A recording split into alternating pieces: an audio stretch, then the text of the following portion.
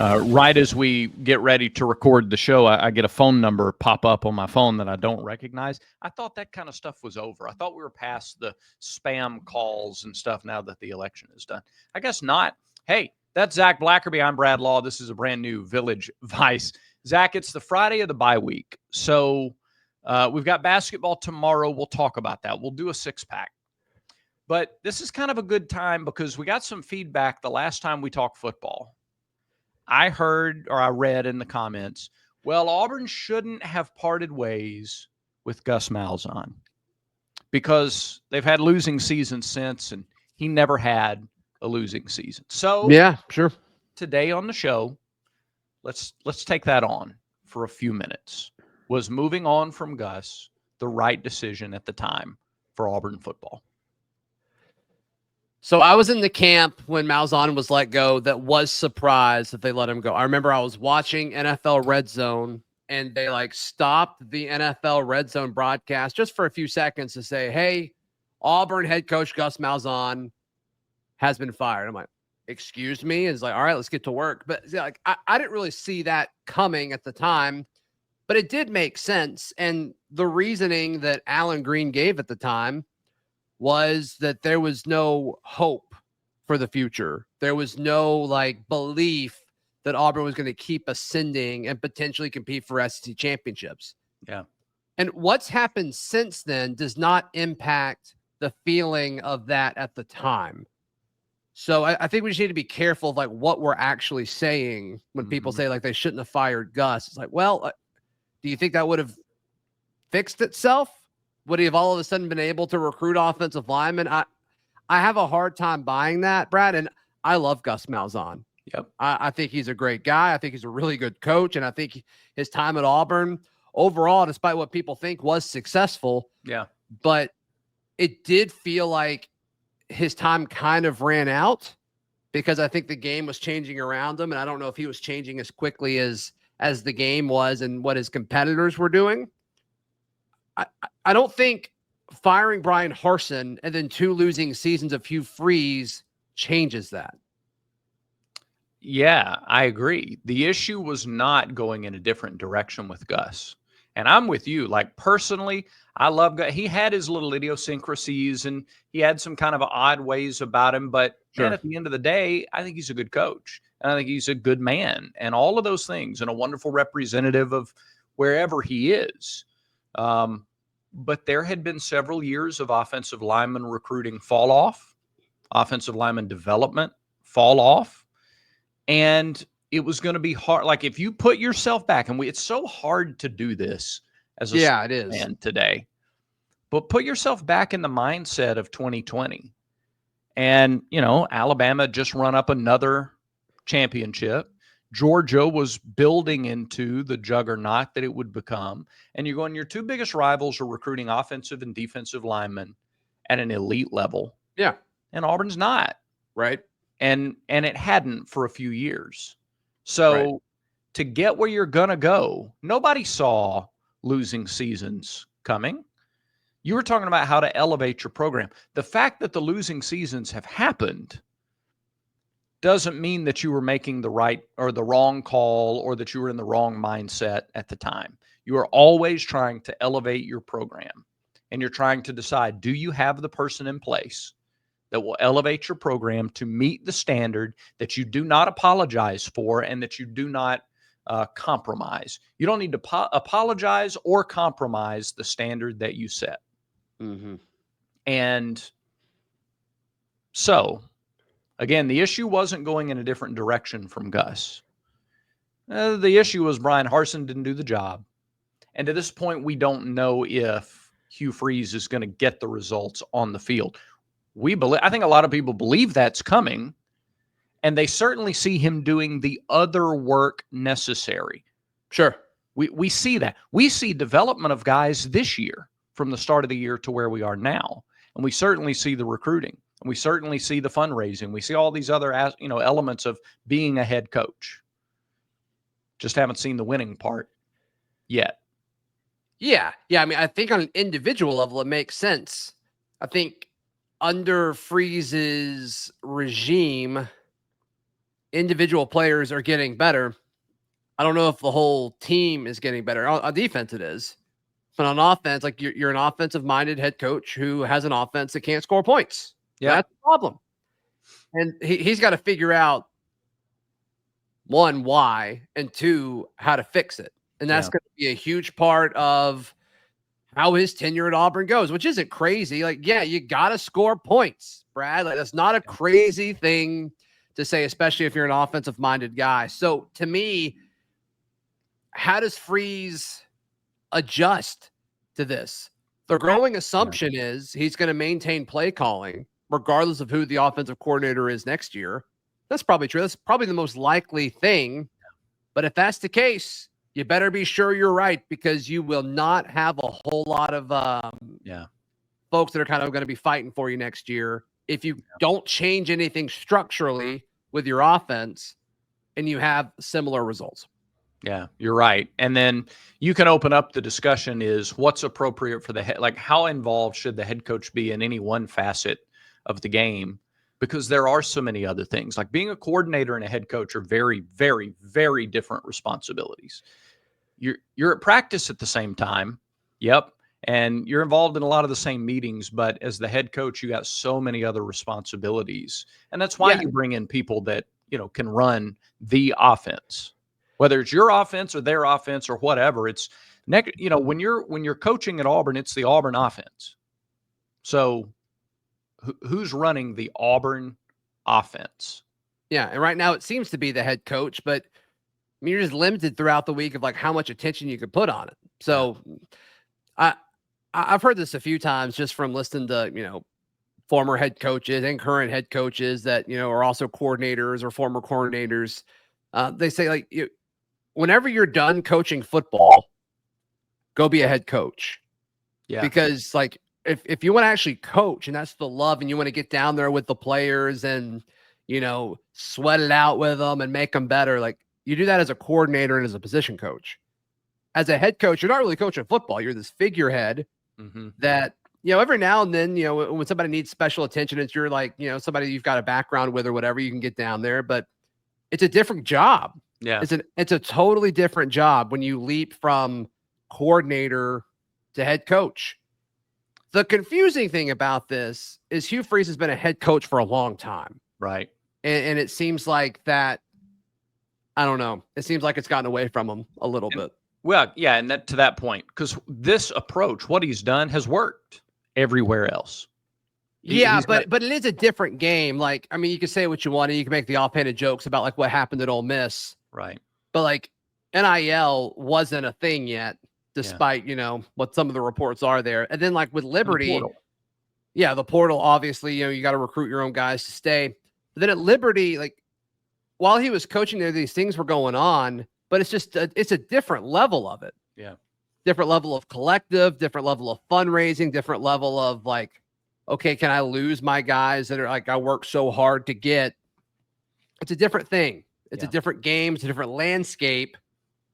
How quickly can he adapt? Because it seems like when you look at each individual thing, it looks like he's adapted fine. But then when you look at the results, it's like, oh, well, none of that really matters if you keep losing football games.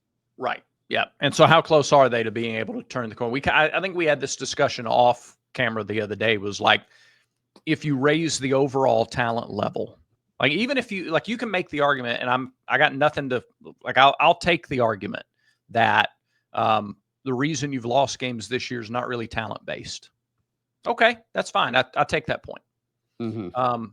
But if the overall talent level of your roster is raised to such a degree that you're no longer in situations where it comes down to a coaching decision against Missouri or Vanderbilt or Arkansas or Oklahoma, might happen against Alabama, Georgia, might happen against Texas or Georgia or LSU, might happen against them. But do you need a team full of 4 and 5 stars to beat Cal at home? That's a tough world to live in, man. Yeah. If that's what it takes. Yeah, but Cal was like your 4 interception game though, too. And even if you have 4 and 5 stars and you throw 4 picks, you lost. You've lost the game. But what I'm saying is, it doesn't matter if you have 4 or 5 star guys. You throw 4 interceptions against a team, you're probably going to lose. But if you have 4 and 5-star offensive linemen, instead of getting 3 yards on first down, you get 6. So now you're 2nd and 4 instead of 2nd and I get the argument. That's just a tough, like, my question then is, like, are you that good of a game day coach? Right. If that's what you need to win. Right. Well, I don't know. That may be a separate conversation because, like, that's what everybody else is going to have. You got to have that to get a seat at the head table. I don't think we need to be thinking about getting a seat at the head table right now. Let's beat Cal and Arkansas at home first. Right. But long term, that's your goal. So long term, that's what you have to get. All right. But now Sure. you got to, you know, you do have to win. You have to win enough games to be around long enough to recruit all those 4 and 5-star guys for 4 and 5 years too. Yeah, that's true. Which is, you do have to win those games for that to happen, for sure. That's true. Hey, today's show is brought to you by MyBookie. Every episode of Village Vice has been and will continue to be brought to you by MyBookie.ag. Go there if you haven't yet. Get in on the action for this weekend's football games, this weekend's basketball games. They will double your initial deposit. So if you go, I'm going to start strong with $100, you're going to have 200 in the account to play with. It doubles? It doubles. Wow. 100% match, in other words. Just like you guys are all doing with your 401k at work. Yep. So they'll do the same thing. They'll double that initial deposit at mybookie.ag. You got to use the promo code next round, like it says at the bottom of your screen at mybookie.ag. Today's show is also brought to you by our friends at Rowback. We're both sporting it. Yeah. We didn't even plan this. No. But on a Friday, Brad Law decides to wear the one thing that he looks better in than a black t-shirt. And that's the Rowback Performance Hoodie. Thank you. I mean, would you mind standing up just for a second? Would you mind just stand? No, I'm not. You're not gonna. You won't do that. You look pretty snazzy yourself. So why don't you stand up? Because I do the Rowback read. I'm talking doing the Rowback read. That's why. That's fair. That's why I can't talk and model at the same time. What are we doing? What are we doing? I kid. Go to rowback.com, RHOBACK.com. Use promo code VICE20 to check out all of their performance hoodies, all of their quarter zips, all of their collared shirts. They're all incredible. And we don't want you to pay full price for it. So use promo code VICE20 for 20% off your order at rowback.com. Man, some interesting news around the SEC over the past few days. Yeah, so Florida came out basically and said that Billy Napier's not going to be fired. So everybody needs to stop with that talk. Doesn't matter if they lose out the rest of the year. I mean, this is not the exact quote, but basically it's... but it kind of is. It kind of is. They could lose out the rest of the year, and he's still going to be the guy. And I think that's interesting. Why now? Why not a month ago? Why not? Did he do enough in the first 7 games? Recruiting is why. Yeah. They're losing all of their recruits. Yeah. Well, what did they expect when the talk for the last 12 months, the talk has been about his future. Yeah. If this was the plan all along, like extreme mismanagement of the entire situation, because I forgot who they lost to earlier in the year, but they apparently all had a big board meeting and it's like, oh, it's done. Yeah. Okay. It's done. And I remember I went on a show and I was like, if you're gonna do it, do it. Yeah. Because then it's like, well, what if he wins just enough of this brutal stretch, which has kind of been the case. And also that brutal stretch isn't as brutal as we thought it would be going into the season. And to me, it's like, okay, so you let this happen for so long, but as soon as you know, it's like, oh, we can't fire him, whether that's for performance reasons, whether that's for money. Yeah. I don't know. But as soon as you knew it, you needed to put out the release. There's a chance of that happen, but man, they took way too long with it. It is interesting. They play Texas tomorrow in Austin. His standing's not going to be any better with the fan base after that game. No. Then they play LSU in Gainesville. We'll see. Then they play Ole Miss in Gainesville, and then they could beat Florida State. I think they could beat Ole Miss too. Really? I don't think Florida's bad. Yeah. I just think they had a really tough schedule. I don't think they're inherently like an awful football team. The issue is it's equally difficult next year too. Yeah. For them. And you cannot go into back-to-back years with just such heaviness hanging on you before the season started. That's the way it felt like they were dragging an anchor behind them before this season even started. Yeah. And to a degree, it'll probably feel that way next year too. But look, here's what they have. I read a report yesterday that something like 70% of their NIL money is in freshmen and sophomores. That sounds familiar. It does. They're also about to spend $30 million more a year on this house settlement case and rev sharing with student athletes and roster limits going to 105. Like, these athletic departments don't just, I know it's not the same as you and me talking about spending $30 million.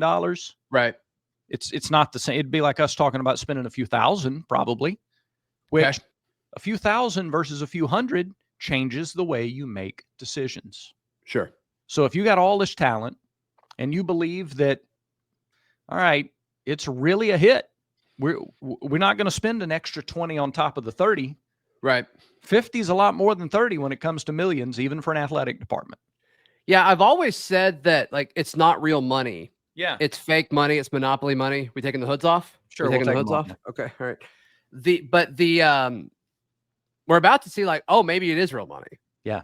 Like when you throw out like $30 million, like, oh, maybe that is real money. That's the real number, by the way. That all these athletic departments in the SEC and the Big Ten too, they're going to have to add to their budget. So all of a sudden, a $20 million buyout or a $17 million buyout becomes $45 million or $47 million or $50 million extra to the budget. That'll make you think twice. That'll make you sit through another year of disappointing records. If you're on the fence, well, let me hold it off for another year. Yep. So I think that's probably what you have there at Florida. I don't know what it takes for that fan base to go, no, okay, we're good with him now, and they believe in it. Generally, it's tough. And you know this. Once a fan base turns, it's really hard to try to turn that ship around. It is. It is. I mean, you have to overachieve then. Yeah. And Florida's not in a situation where they can overachieve. If they can get DJ Lagway healthy and retain all their talent and all of that going into the next season, maybe they can. Yeah. Maybe they can. I like the way they've run the ball. They are establishing themselves as a running football team. Yeah. Yeah. I mean, the way people were talking about Florida going into the year was like, they're going to be a bottom 3 team in the SEC. And it's like, hold on, that's not the argument here. Right. The argument is how tough their schedule is, not how bad they are. And that's kind of been true. Like they've shown moments. And if DJ Lagway stays healthy, like maybe they pull off an upset against Georgia. It was close until he got hurt. So it's definitely happened before that a fan base was done for the most part with a coach and he turned right. It happened here. Happened here in 2003. People were ready for Coach Tuberville to be gone in 2003. Right.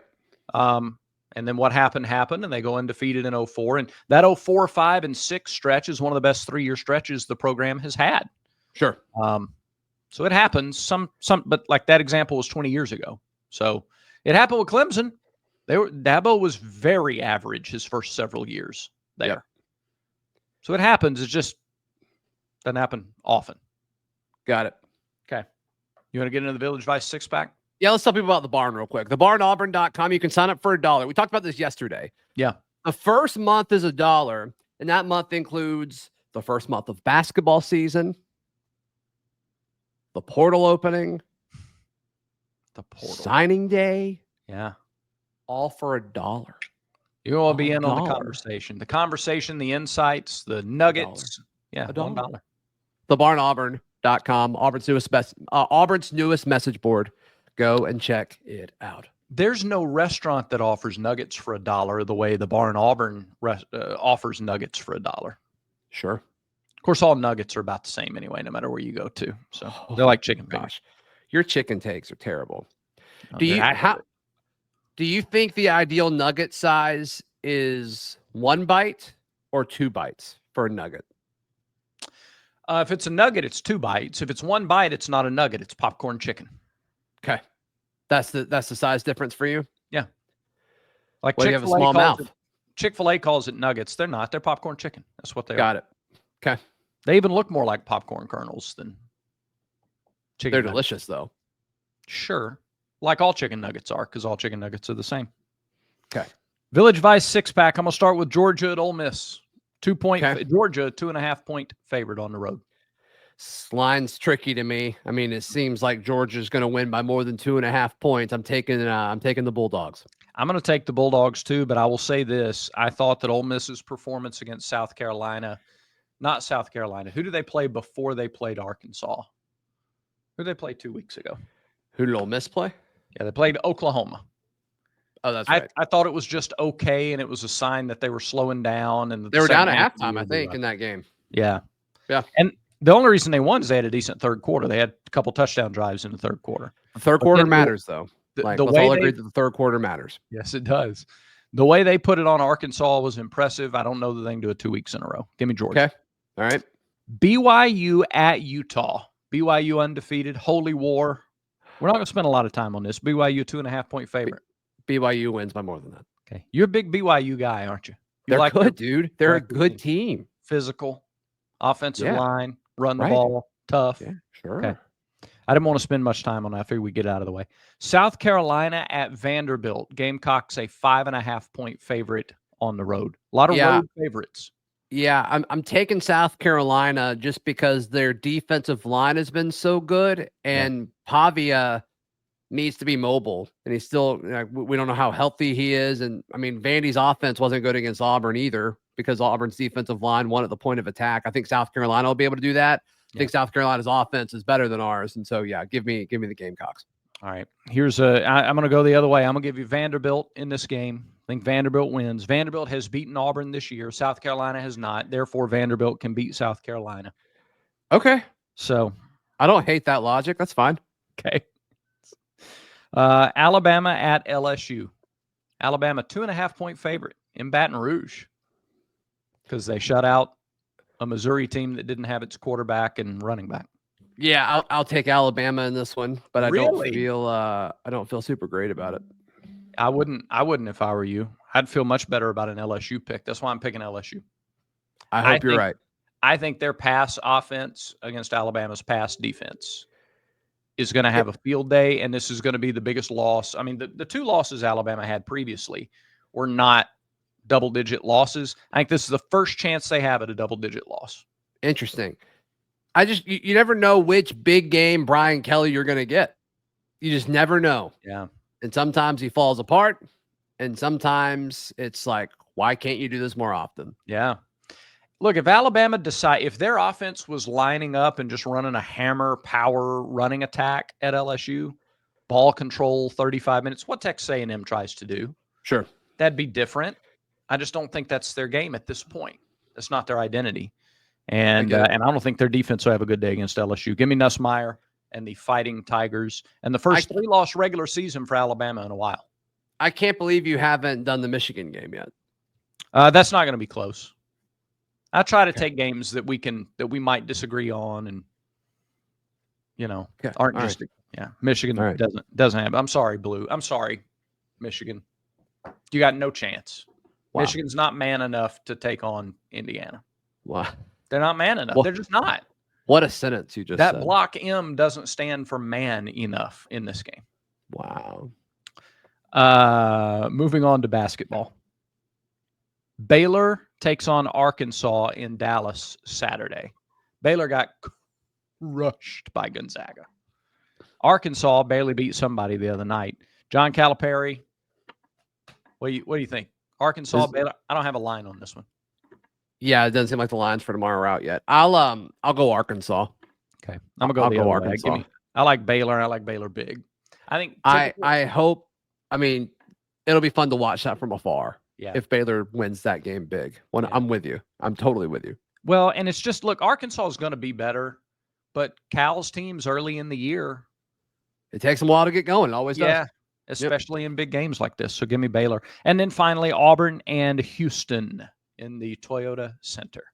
Fascinating. I love it. And I saw some people too, Zach. They were like, you know what? Let's pump the brakes here. We're going to find out. We're going to know a lot more Saturday, like as if Saturday's game is the defining game for the year for Auburn basketball. Yeah, it's such a football mindset when people talk about Auburn basketball. It's frustrating because and that's something that we've probably said it here too, but like anytime that you're talking about this loaded non-conference schedule, it's like Auburn fans, Yeah. We're going to lose some of these games, and it's okay. Yeah. That's why we're playing them. It's okay. You're going to lose some. You're going to win some. But if you win all of these, you're one of the best teams in college basketball history. Correct. These games I was thinking about this on my walk last night. If Auburn goes undefeated in the non-conference schedule, there's an argument that it would be the greatest non-conference resume in the history of college basketball. Yes. That's not going to happen. Right. It's not going to happen. Right. Oh, look at me. I'm taking care of myself. I go for a walk every day. No, these games are to be enjoyed. Mentally, not physically. Oh, okay. These games. A mental walk. Oh, okay. All right. These games are to be enjoyed as they're happening, to get excited about them. And then you learn from all of them. You learn in the wins, you learn in the losses. You got 30 games. 30 games. Some you play up, some you play down a little bit. You're looking for consistency, but you're always wanting to measure yourself against the best. And Houston's going to have the same approach. They're going to take a lot out of this game, whether they win or lose. So at the end of the day, Zach, does Auburn get it done or does Houston get it done in Jabari Smith's home arena? Yeah, Jabari Smith's house. I think Houston wins a close game. Of course, that's my pick. That's my pick. Of course you do. What does that mean? Huh? What does that mean? Of course I do. Of course you pick you. Of course you don't think Auburn will win the game, Zach. I can't figure out if I'm a homer or if I hate Auburn. I've been told both so many times. I just wish it was consistent. You know what? That hat is perfect. That AU just being a black hat, just a black cloud over Auburn athletics predictions all the time. Mm-hmm. All the time. Give me a score prediction. Since you think Auburn wins by so much, give me a score prediction. I didn't say by so much. I think this is going to be a really fun game. I think Auburn wins 82-80.